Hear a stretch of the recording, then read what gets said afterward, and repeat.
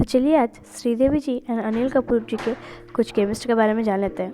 जो श्रीदेवी थे रूप की रानी और अंतर अंतर में दिल चोरी करे थे श्रीदेवी जी के अनिल कपूर ने। पर इसके बाद क्या था एंड तभी इसलिए उन दोनों ने मिलकर दोनों एक के बाद एक फिल्म रिलीज़ किया है। कि पहले का सीन है जब बारिश होने की रात में शिफॉन साड़ी पहनकर श्रीदेवी आकर रुक गई। तब सिर्फ म्यूज़िक पे नहीं, उसके दिल में भी मिस्टर इंडिया अनिल कपूर के ख्वाब आ रहे थे।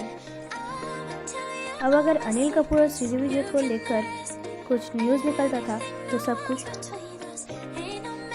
बहुत ही चेंज हो जाता था। मतलब बहुत सारे लोग एक्साइटेड हो जाता था।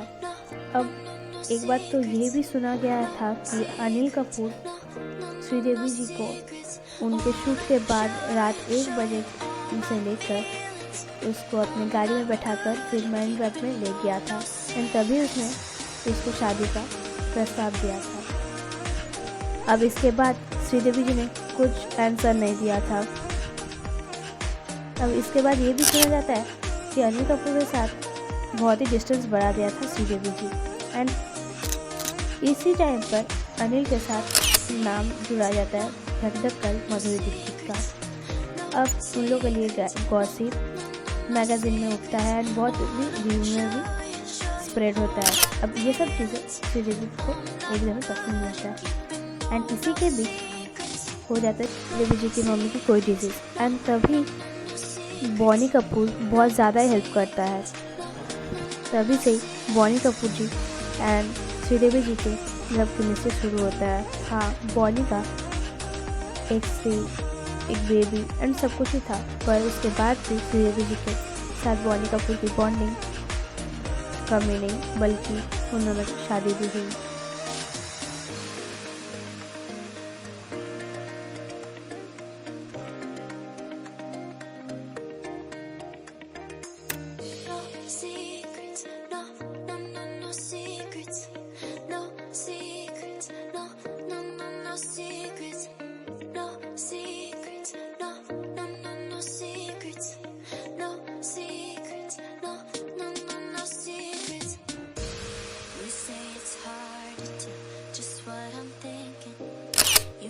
It's hard to see behind my smile.